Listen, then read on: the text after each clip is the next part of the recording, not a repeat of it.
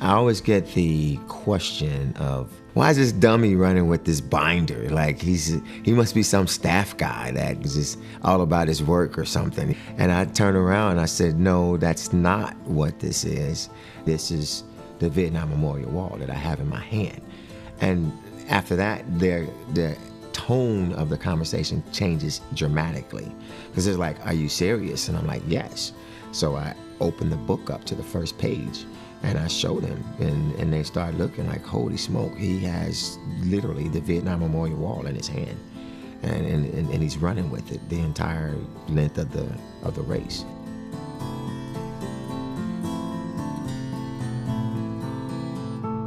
Sometimes the book is a little cumbersome, but it doesn't bother me because there's 58,000 plus fallen comrades in that book. So what I'm doing for this little short period of time is nowhere near the price that they had to pay for us to do what we do. I carry the binder on all of the military-oriented races. Marine Corps Marathon, the Soldier Marathon, the Air Force Marathon, and the Navy Nautical. A lot of what shaped me goes back to Terry Leon Williams, United States Marine Corps 0311 Infantry. It started there. I think my military service started there. He's a Marine, and he was a Marine's Marine. He was a man's man, and I learned a lot from him. And several years ago, when my dad had just passed, and I was looking for ways not just to honor Vietnam veterans, but to honor my dad. And so I said, how about we just print the names of this Vietnam Memorial Wall out? That was his comrades. Those are people he went to war with. I knew then that this was way bigger than I could ever imagine. When I came back from OIF, the plane landed and they had fire trucks on the runway and they were spraying water and they had a big American flag on it, and it was just a really big deal. We got off the plane and everybody was hugging and kissing us. It was crazy. I was like, holy smoke. It was hundreds, thousands of soldiers walking through the airport, and I thought to myself, my dad and his comrades didn't get that. It wasn't America's finest hour. So that's why I chose, in my small way, to show my appreciation for him and them for their service to this nation. It's an act of remembrance, and it's an act of appreciation for them and what they've done. My dad really didn't talk about Vietnam. My Uncle Henry, he went to Vietnam with my dad.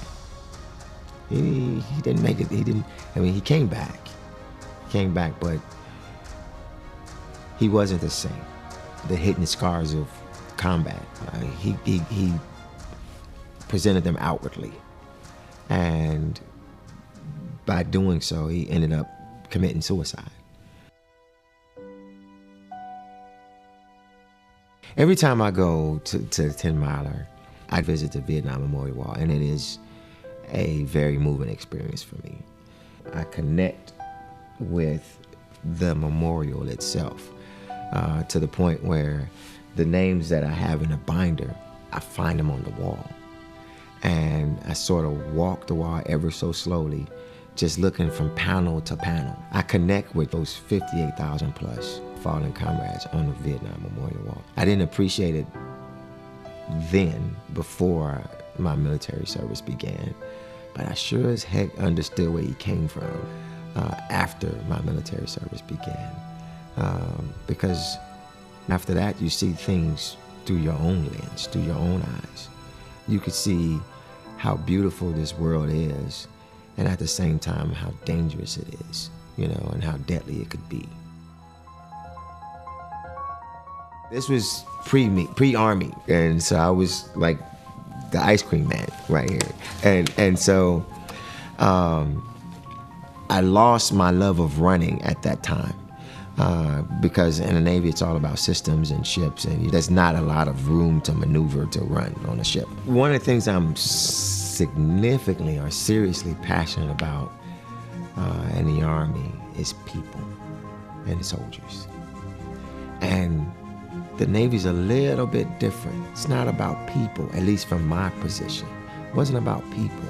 It's about systems. The Army is definitely all about people.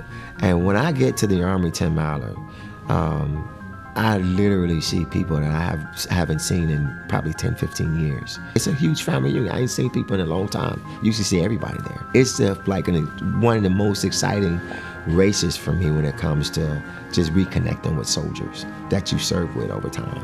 What the military has is traditions. They got a lot of traditions and a whole lot of legacy. I mean, so that legacy just keeps going on and on, and they have a legacy of war fighters. In that legacy, they have people who paid the ultimate sacrifice. And you don't ever want that legacy to be lost. So I carry this book. And that book, to me, signifies that you never, ever forget what other people have done for this nation to make sure that we can continue to be free.